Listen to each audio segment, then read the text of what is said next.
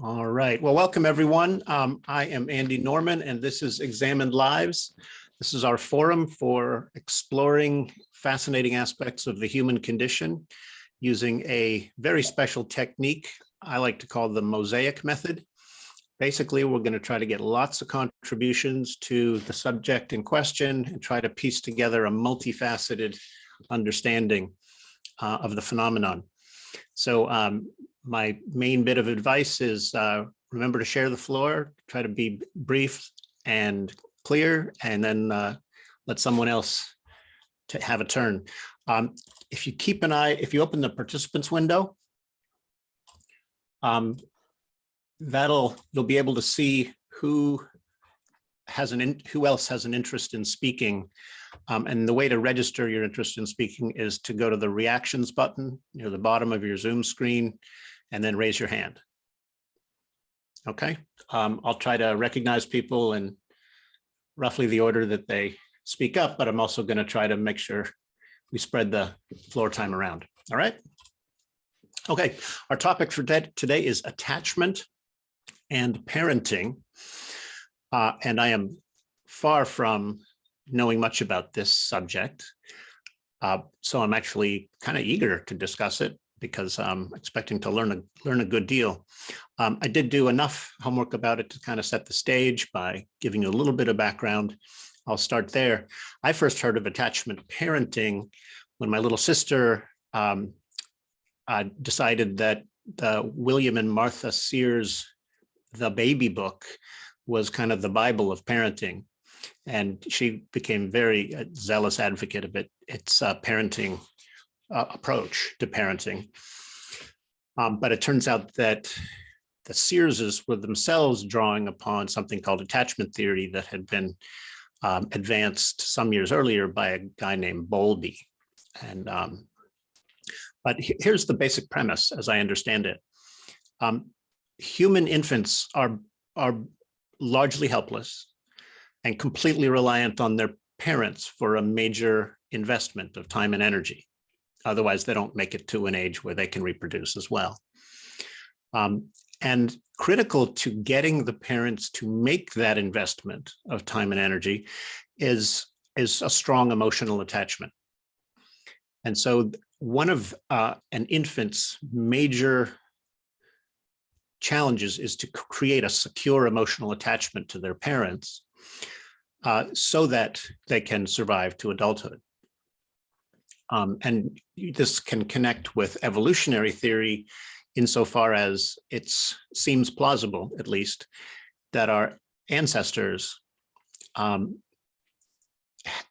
the ability of our ancestors to survive depended on their ability to form strong attachments with their parents, and the ability of parents to raise children that are themselves successful probably depended on that kind of relationship forming as well. But I think one of the things Bowlby recognized is that when a strong emotional attachment forms between kids and a caregiver, doesn't have to be a parent, I guess, kids feel safe. They can thrive in ways that kids who never have that secure emotional attachment lack. So I'm just learning that Bowlby worked with some kids from some very poor and disadvantaged neighborhoods, and who came from fractured families.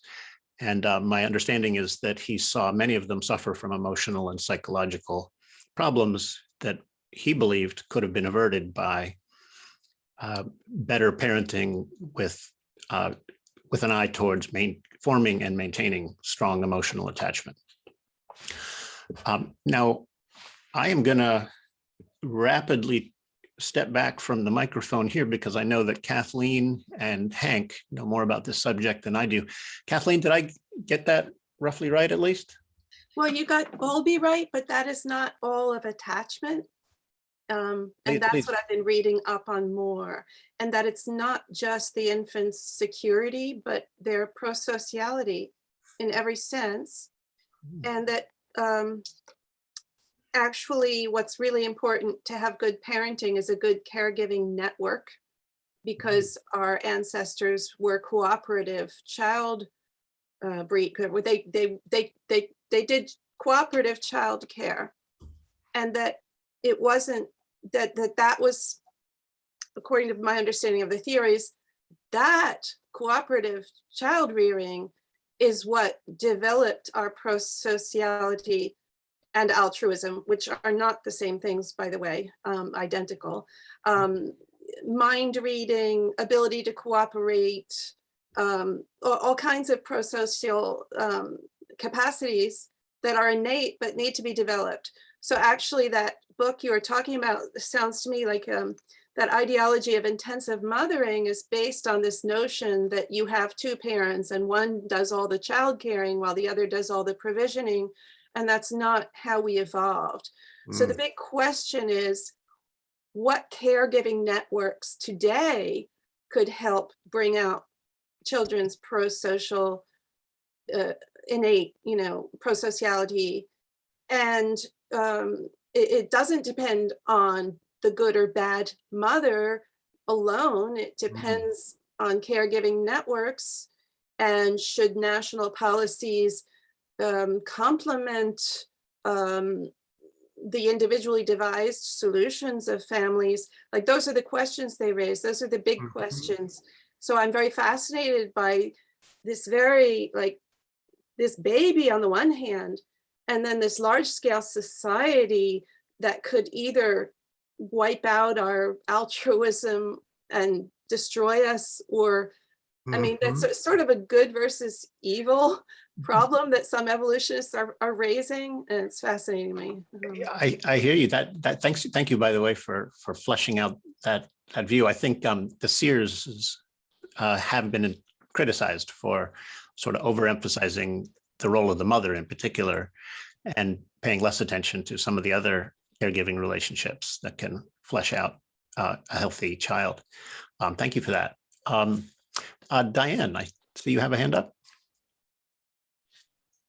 Right. I suspect I'm the only psychologist in this group there, or at least, pardon me. Yeah, I know. There's some others. Yeah.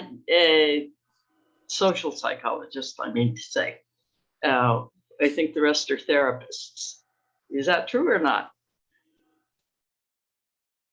Guess not. Yeah, No. that's, Okay, well, that's true for me. That's true. I am a neuropsychologist. I'm wrong about the composition of the group then, but when I got the mail from you about what should be read, I was astonished that it was the Sears material, because it's kind of a cult book. I mean, what you described for your sister, I think was correct, but it has only a small relationship to Bowlby's work and all the subsequent work that has come along, and it's in a much older tradition of, everything is up to the parents, and you have to, do this tremendous self-sacrifice in order to raise a healthy child.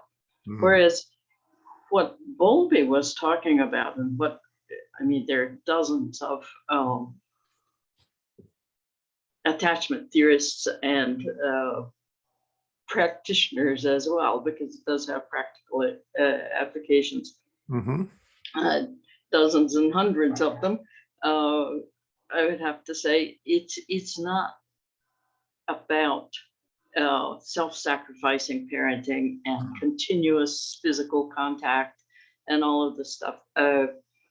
Kathleen said, I think, very important things. You have to look at the social context and so forth. But the concept of attachment is, it needs to be seen within that context, but it is theorized to be a very important concept in not only attaching oneself passionately to one's parents. I mean, everybody does that in one style or another, and psychologists are really worried about the styles, because that's an important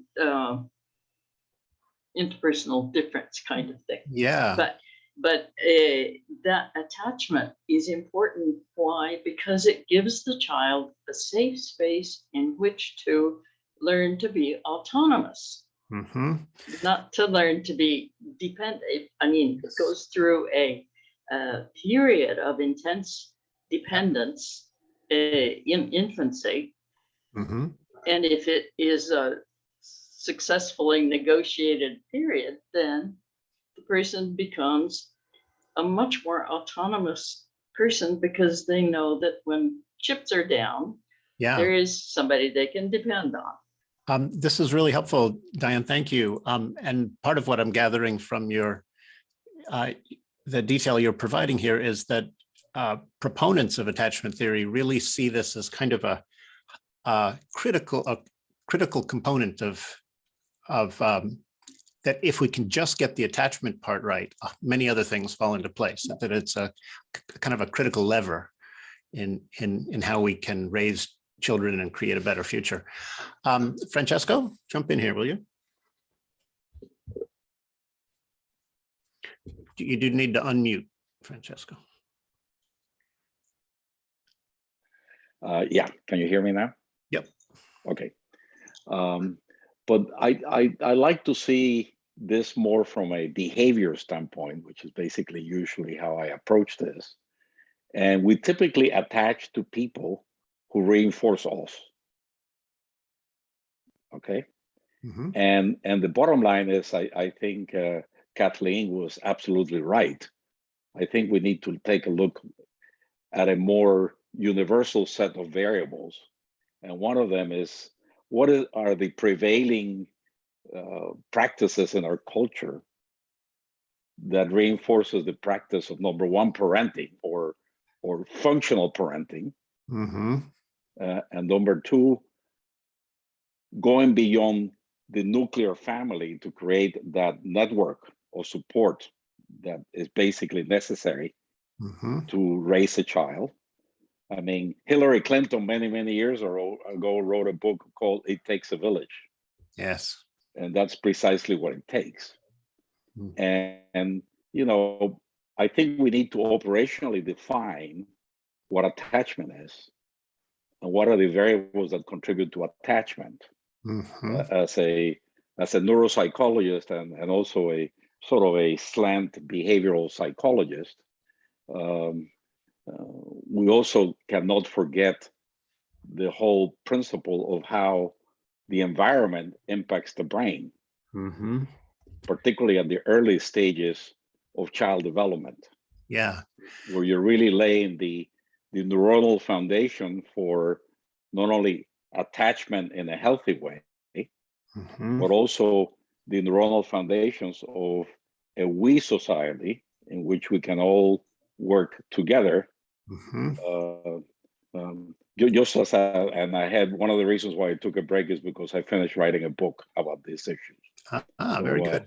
I'm sorry. No, many thank you, thanks, Francesco. That's great. Hank, can you? Yeah, hi. You know, since we had communicated, I just jotted down a general thought, and not talking about attachment theory from the sort of psychodynamic, psychoanalytic, Western, what's my word? You know, mama, papa thing, no community. So it's the literature over the years is not keeping up to date. And I haven't looked at the neurobiology of attachment. There's not a lot around based on the old theories, like what Jeremy wrote about quite a long while. He's pretty expertise, and the Brits took care of it. But it's not talking about neurobiology or evolutionary thinking. So here's my sort of thought.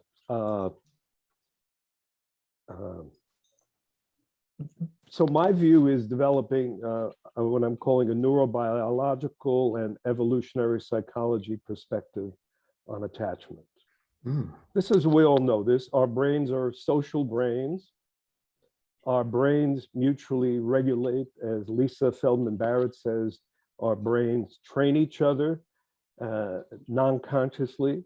Hmm. And the non-conscious training is, according to her and some others, is about 90% of what goes on rather than us rational. It's not irrational, it's just non-conscious. And those who know their neurobiology can talk more about all the neuronal firings and the brain as a collector of data, Mhm. as a predictor, as a prediction corrector, prediction error detector, prediction corrector, and then coming up with something new.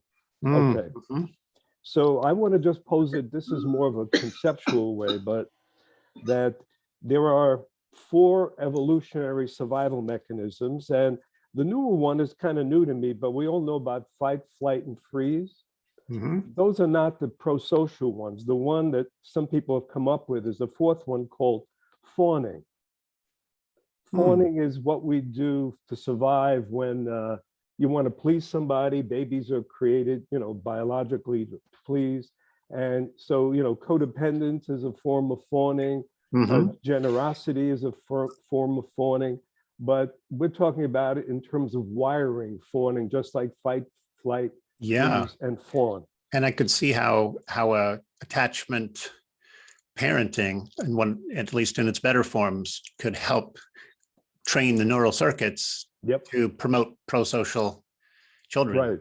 But as we know, life, since, in the old language of Donald Winnicott, who is a British psychoanalyst, he talked about, again, this is all Western psychology, philosophy, Mhm. notion of good enough mother, as Kathleen spoke to, or I don't even know if anybody's using good enough parenting in the way that Donald Winnicott, who is like a drive theory guy, an object relations guy, and a closet attachment guy. Yeah. Okay. Hey, Hank. Hey, Yeah. Hank, we got a bunch of Oh, people here who okay. are lining up. So wrap it That's up. it. Okay, good. So what I'm trying to get at is that the way we develop on an evolutionary, not on a day-to-day basis, is based upon these 4 survival mechanisms when there's not good enough environment, which could be 2 parents, a whole community, and that shapes us. So you'll have like a decision tree that goes on without thought as the combination of fight, flight, freeze, and fawn. And that shapes character and personality. That's it. That's it. All right. Thank you, Hank. Steve. Just a quick comment. It wasn't what I was originally going to say, but Bruno Bettelheim wrote a book called A Good Enough Parent, which if you have to read one book on parenting, that's the book I would recommend, because it's not a prescription to behave in a particular way. It's about what attitude one needs to bring toward your child. A wonderful book. But I was just going to comment on, I agree with everything Kathleen said at the outset about the importance of the larger social context. But Diane mentioned, with a little tone of derision, I thought that some psychologists are concerned about different styles of attachment. Well, that comes from Bowlby, and he talked about secure attachment and insecure attachment, and ambivalent attachment, et cetera. And that's really pretty critical in terms of how the person functions in the world. And to give you just a quick example, because many of us are of a certain generation, I would urge you to think about the difference between Paul McCartney and John Lennon, and listen to 2 songs. Listen to John Lennon's song called Mother, which could be an anthem for insecure attachment, and listen to Paul McCartney's song Let It Be, which is about secure attachment. Let It Be opens with the words, "When in times of trouble, Mother Mary comes to me." He's not talking about religion. He's talking about his mother, whose name was Mary, and that when he is anxious, the internal representation really of their relationship, not just of her, can come to him and soothe him. And so what you have in Let It Be is a song about the ability to self-soothe because you've had a secure parental attachment. And one of the most beautiful songs of all time, too. Yeah. Wow, thank you. Really nice. Emily, you're not Emily. Are you Emily? Okay, hi. Hi. No, this is Emily's computer, my wife. I'm Rich. Hey, Rich. Yeah, from Portland. I have a bit of a different perspective that I cannot remember. And I've been searching for years to find what justifies this, but I swear I didn't think it up because I'm not that smart. But I read somewhere that that attachment is now formally the first 18 months of life, when a part of the brain that's developing that processes trust is active, and it's one of the most important pieces that are active in that period, because we're born utterly helpless and needy. And the way to think about this is needy in the pre-modern human days, where the survival of your mother or circumstances under which you were born is just who knows what. And so the first thing that we've evolved to do is to find out who's going to care for us. And some of the interesting things is that it's more in this stage, it's very stimulated. The proteins that develop the trust region they're stimulated by touch mostly, not comfort, food, or not these sorts of things. And it's touch. Is there another human being that is going to pick me up and care for me, gonna meet my needs? And when I cry, when I do whatever, is it there? Is there a human? Is there it's something? Gotcha. Yeah, and it sounds like some of the relevant neural circuits form very early. Very early and permanent is the big point. That window shuts in 18 months, and you go through the rest of your development, your human brain development, now either processing trust at this fundamental level or not. And so everything else that you learn and so forth, all the way through to politics, is in an atmosphere of, is the world, do I understand trust? Am I processing trust or am I not? Yeah. And that explains a lot. That does. Thank you. Thank you. Victoria, you want to build on that? Yes, thank you. I don't know if I have any right to say anything. Rob just told me about this, and I'm sitting here burning with wanting to say something, which is, you're all talking about it scientifically, and I understand you're a bunch of scientific folk, but I'm a grandmother, and I'm about to have my 5th grandchild, and I think that the attachment theory has ruined my daughter's lives. I think that they have gone insane on the subject of attachment. I don't think they're having nearly as much fun as I did when I was raising children, because I didn't have this idea. They never let these mother jumping little babies down. They have them on them constantly, and they have a level of tension about, I got to get attached. I got to get attached. I just kind of want to say the opposite side of it. I mean, we all understand you need to attach, but everything can go a little too far, and perhaps this idea has. Maybe that has something to do with what Diane was saying about the culty book, the Sears book that's a culty book. Maybe they read that book. Victoria, you very much have a right to speak here, and I really appreciate what you have to say here. I think that personal testimony is really powerful here. And I want to say that my sister's embrace of the Bible of attachment parenting also resulted in a kind of zeal that probably didn't serve her well as a mother either. Great. Coming to you in a minute, Tyler. Rob. I would sort of follow up on what Victoria just said. I think that maybe the problem is books. I heard the 4 F's referred to as fight, flight, feeding, and mating.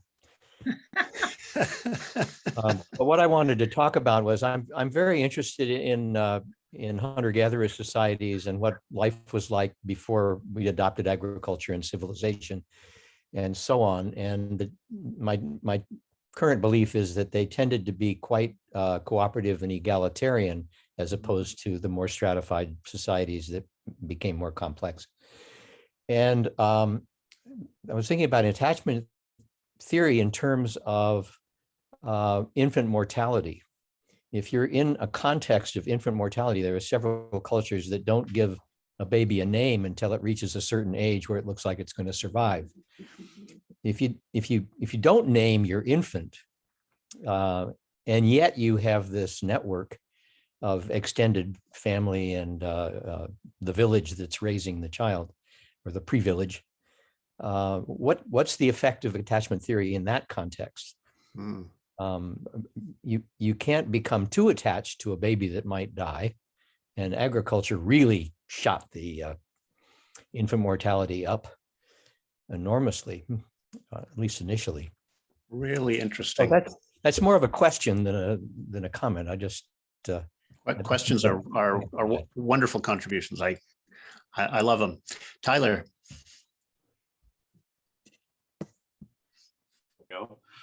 Yeah, Andy invited me this morning, and thank you very much. I have a kind of a little bit of a unique perspective on this, maybe, but I have a foster child that that coincidentally came to me at 18 months, and he was found strapped to a car seat, soaked in urine, and abandoned. And you see him, and now at 13, he has kind of been diagnosed with explosive attachment disorder. And, you definitely, so I've spent a lot of his life trying to go back and kind of fill in those spots of that first 18 months where he was, unattached or didn't feel attachment, I guess, per se. And so, and there's a lot of stuff that I don't know about that. That's kind of why I'm on here today. And I think the opposite of the attachment style books is probably kind of what Victoria's talking about. It would be helicopter parenting.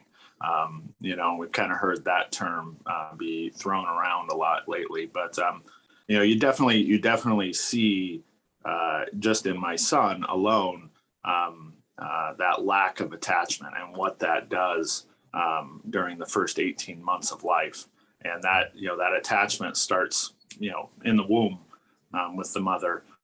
And if they're left, like adopted children or children that are in adoptive, what will they call them in China, where they just sit there and nobody picks them up and they start rocking their head or banging of that sort. And you see my son do that when he gets really agitated. He'll bang his head.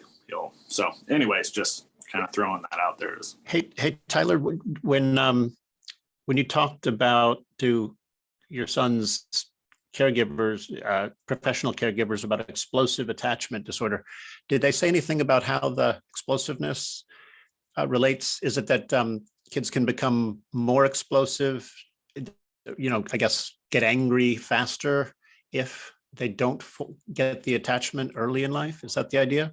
Yeah, and I can't say I'm an expert on it yet. It's kind of been more of a recent diagnosis, but you definitely don't see you see a lack of probably I believe trust in in anything or any adult, and then you definitely see him unable to regulate his emotions. So where some kid may get mad, which is totally normal and totally okay, he doesn't have the ability, it appears, to kind of walk himself down or come back. And I don't, and then it doesn't matter who's around him, so I don't know kind of where that fits in the attachment world. But, and I'm no expert. I'm a commercial real estate broker. So, well, it makes me wonder whether infants and toddlers don't learn how to walk down their emotions, from their relationships, from their close relationships early in life. That's a really interesting possibility, I think. David. So Kathleen, I just want to thank you for jumping straight into the pro-sociality angle. There's actually, for collective child rearing in evolutionary anthropology, we call this alloparenting. And in fact, humans are not the only species that alloparent. Whales actually have grandmother systems that take calves to really, really highly abundant areas to feed when mom's sleeping. So this is not just a human thing, but humans have doubled down on this certainly. In the classroom, I talk about the nuclear family really just being an invention of post-industrial society. It was the nuclear camp was the fundamental social unit. If you take a nuclear family and you put them in a refugia somewhere without an embedded social network, they're gonna die. They're gonna go extinct immediately. You have to understand human evolutionary psychology, you have to think about it at a band level. I have lived with hunter-gatherers. I lived with the Hadza for a field research system. And we went in there several months and I was doing sleep research there. But when we think about the concept of helicopter parenting, I think this is like literally the antithesis of that. Kids were clearly shown affection. They always had not just mom, but grandma, aunts, uncles, and just friends lifting them up continuously. But other than that, they literally just ran around and did anything and everything they wanted. And because there was always an eye being able to look out for them. And so as long as they were within the camp, there was really just this really loose form strategy of multiple parents coming together. So just to wrap this up, Andy, in terms of like the implications for society, when we talk about thinking about this from a national policies angle, I don't think that's the right way to look at this. I think this is a local issue, and the onus is on us to build our social networks. This is fortunately something we can control. We can strengthen our social networks to have intentional proximity and intentional community that allow our children to grow up in a healthier environment. Wow, that's powerful. That makes a ton of sense to me. So in some ways, parents today, if they want to take advantage of what evolutionary psychology has to teach us and evolutionary anthropology have to teach us, is they should try to create local social networks that approximate the ancestral tribal environment. Absolutely. Bake it in. And then all of a sudden you can just take this, it just takes all that stress. If you have real allo parents in your life, you're not isolated and alone. You have a real network. And I think that's the key. And that's in our control. That's a good thing. And I can't help but think of, I grew up on a street in Pittsburgh with about 20 other kids, and we were constantly going in and out of each other's houses, running down to the local playground where, we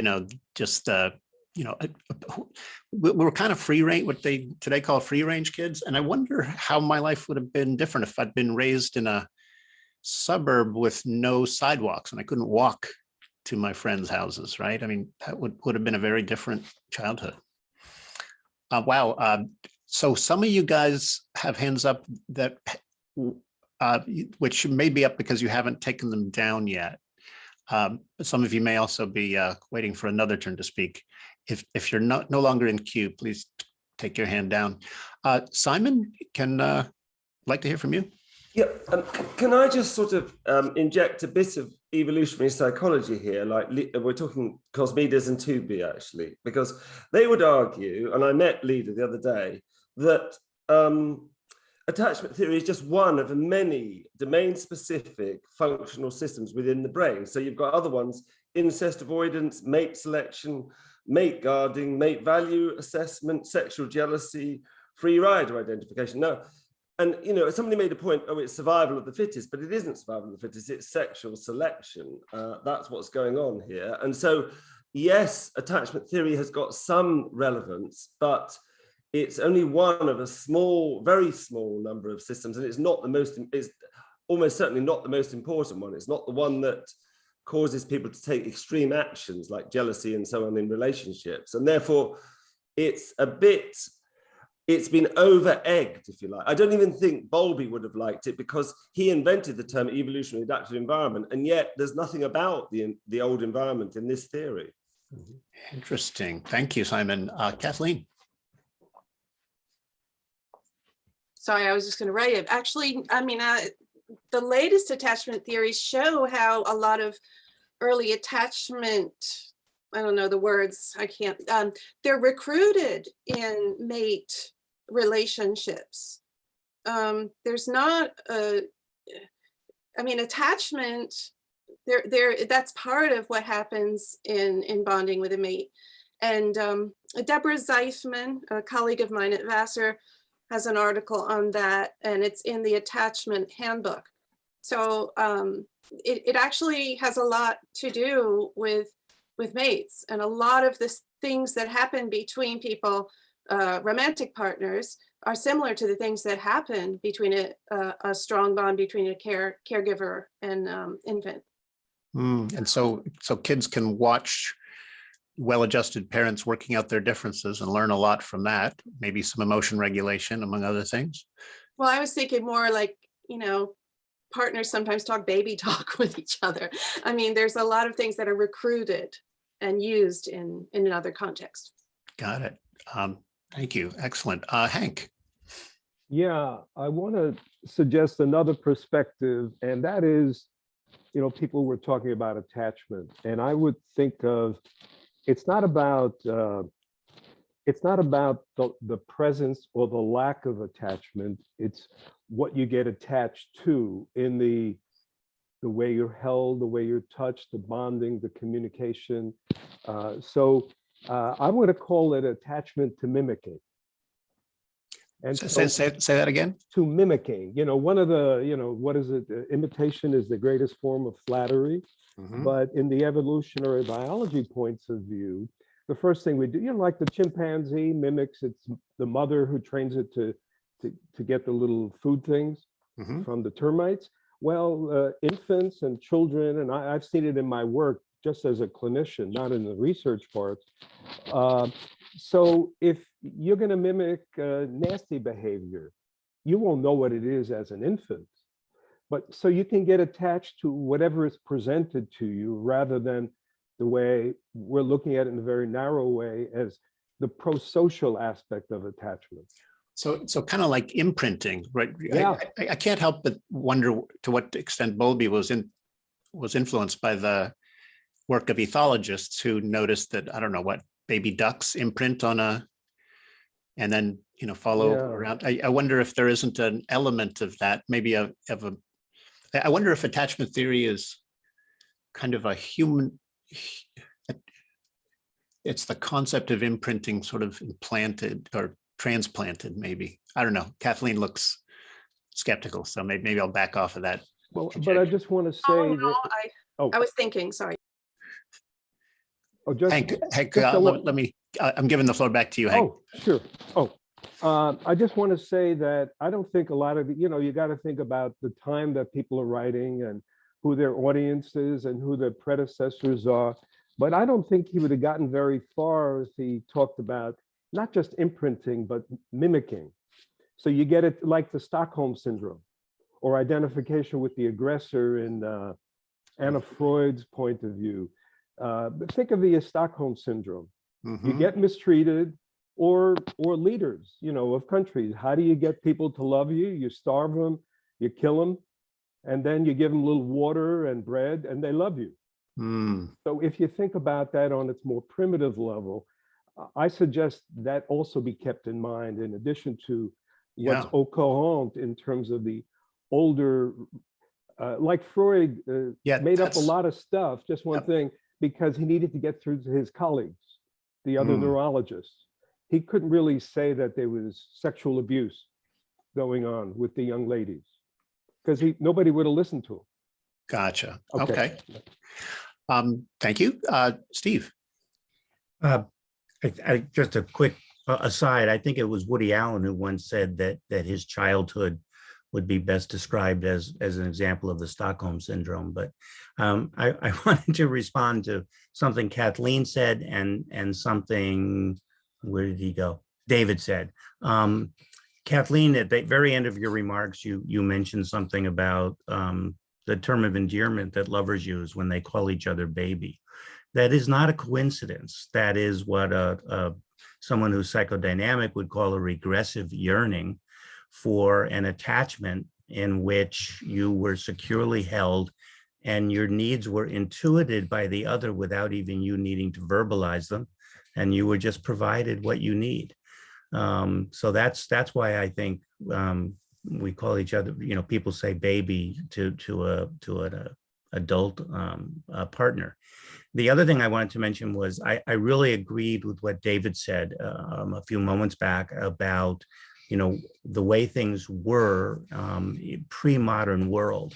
And there's a new field called evolutionary psychiatry, which is attempting to understand psychopathology through an evolutionary lens. I have on my shelf, I haven't read too much of it yet, by, I think it's Randolph Nessa. It's called Good Reasons for Bad Feelings. I think he was on one of these Examine Live Zooms a while back. But one of the main theories about psychopathology from an evolutionary standpoint is the idea of a mismatch between the modern environment and the EEA, where we spent 99% of our time as a species. And I think David is absolutely right that we're not cut out, so to speak, to be living in these nuclear family units, isolated from extended larger families and tribes. And that accounts for a lot of modern psychopathology, at least in modern Western societies.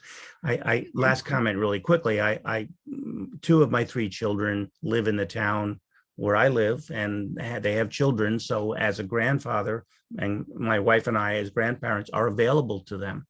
I raised my children 1,500 miles away from any grandparents. And I tell you that my children it's a much easier experience for them than it was for us to have grandparents in town. Totally different. We do a lot of free babysitting. I was just about to say, how else do you get date night, right? Yeah, I'm not complaining, but. Thanks, Steve. David. Yeah, I just playing off Kathleen's comment again here, in terms of attachment theory and thinking about it from the perspective of your attachment to your potential pair bond or your partner.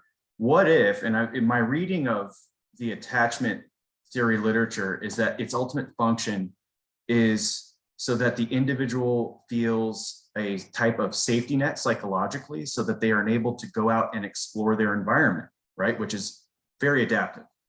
So what if we extended this even more? What if it wasn't just attachment with your partner or your child, but also group level attachment? Like, how healthy is your group? And isn't it just as reasonable to think of your local, your actual intentional group that you are embedded with proximally? If you have a healthy one of those, then that also spreads that psychological safety to a way that the people in your camp feel very secure exploring their environment. Wow. Yeah. I'm fortunate to live on a street with where every house has a front porch. And many of us spend our evenings, summer evenings, out on the front porch and talking to people across the street or to the house next door. And there's kind of a community vibe to actually built into the architecture of the street, which I think is completely lacking in much of suburban America. But it's also the case that I think many more people stay inside and watch TV or browse on their computers today than used to. And so the amount of social interaction out on the street is much less. And if I was raising small children on the street now, I wouldn't have the feeling that there were 50 people around who are all kind of keeping an eye on them, because most of them are watching screens of one kind or another. Diane. Right. I wanted to come back to what Simon was talking about. There seemed to be, and on the chat, there's a lot of back and forth about mating versus childhood. One of the interesting points of attachment theory, and especially the theory of the different styles of attachment, is that people choose partners, their mating partners, to be complementary to their style of attachment as to their parents. And so there is a connection with the mating system. It seems to be partially formed not only by all these, ancient mechanisms, but also through experience in early childhood. That's interesting. So the kind of attachments we form early on kind of form a template for what we look for in a life partner later. Yeah, and one of the rather interesting things that happens is that securely attached people tend to select other securely attached people, but people with a dismissing type of insecure attachment and people who are anxious about relationships in another insecure type of attachment seem to be attracted to one another, and they make each other's lives miserable. Wow, fascinating, fascinating. So Kathleen, I'm going to let you get the last word here before I coordinate the vote for our next month's topic. So please. Okay, I want to just put an evolutionary spin on what Diane said. Sarah Hurdy says the baby's first question is, who will protect and provide for me? And there's a lot of stress involved in that question. And when people are seeking mates, the stress axis is also involved. That's an attachment. So the question, who will protect and provide, that template gets started. And it raises an interesting question in a highly patriarchal society in which women are asking, who will protect and provide for me, because they're often not allowed to do much for themselves. So these are really, I just like the idea of just trying to bring evolution into these questions. Yeah, and it does offer kind of a encompassing framework for thinking about, about the entire environment within which kids grow up and either thrive or fail to. Thank you all. Really nice exploration of a fascinating topic for sure. I'm going to suggest a couple topics. Well, I'm going to suggest at least 3 topics for next month, and you all can vote. Let's do this. If everyone can put their hand down in the participants window now, I guess that would be Diane. We'll use that to register our votes in a moment. So I'll talk us through very quickly 3 topics, maybe 4, and then I'll take a nomination from the floor, and then we'll decide together. So Steve mentioned evolutionary mismatch. I think it was Steve, but the idea that we no longer live in an environment very similar to the ones our ancestors evolved to navigate, and that that mismatch creates all kinds of problems for us today, I think is a fascinating one to explore. So one possible topic for next time is evolutionary mismatch. You can look at many different examples of evolutionary mismatch and see what we can learn from the phenomenon about how we can live better. There were also, I think Kathleen brought up prosociality and attachment being important to the development of trust and prosocial attitudes early.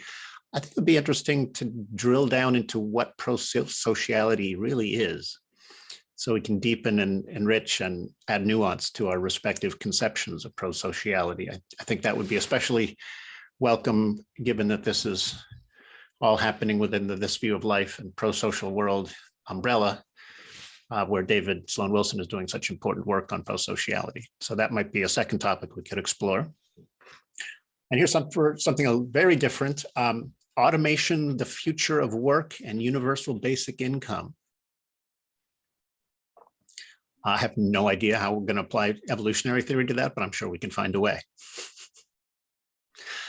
All right, I'm prepared to take one more topic nomination from the floor if anyone would like to nominate one.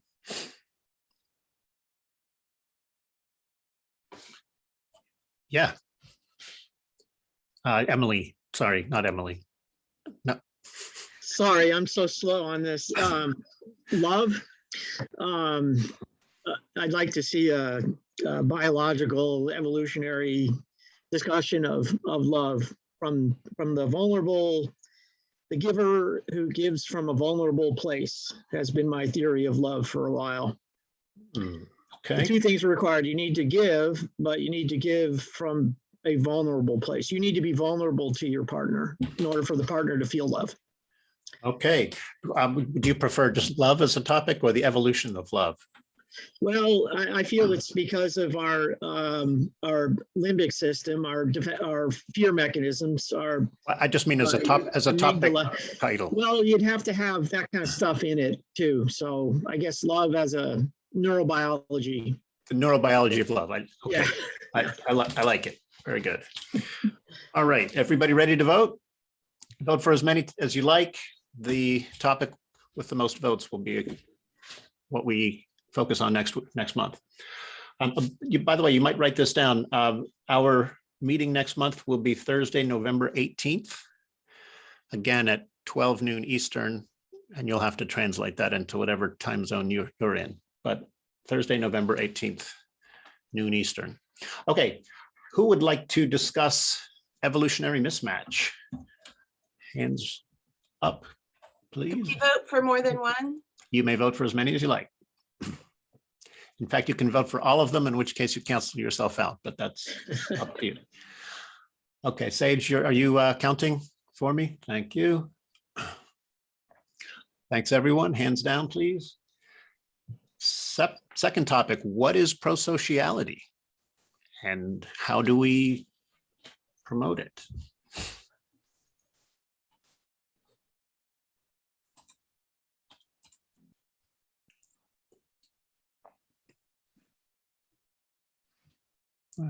Okay, all good, Sage?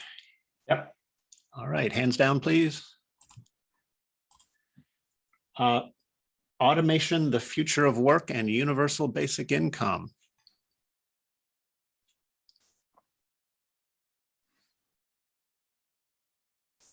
Tyler, did you mean to leave your hand up? Okay. All right, very good. Hands down, please. And the neurobiology of love.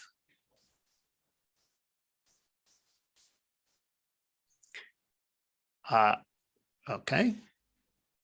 I like the suggestion, by the way. Don't be discouraged by the fact that it doesn't seem to have carried the day. I bet we could tweak that topic and come up with a real winner. So, all right, thank you, everyone. It sounds, Sage, as though, what is prosociality?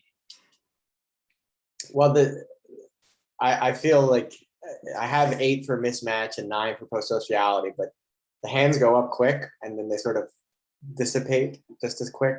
So someone suggested in the chat combining both topics as well, which is an angle that people often do, but maybe a runoff with these two, because I don't know that I can call it. Okay, let's do a runoff here. You may now vote for one of the following two. Okay, all those in favor of evolutionary mismatch.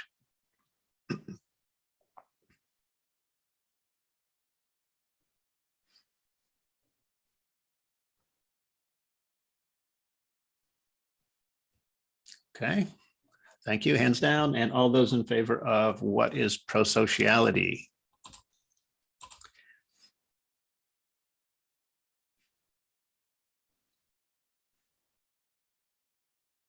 Okay, so now it's 7 mismatch, 5 prosociality. Okay, so mismatch it is.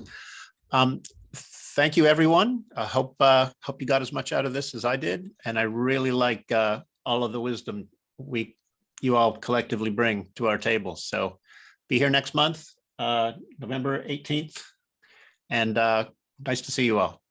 Take care.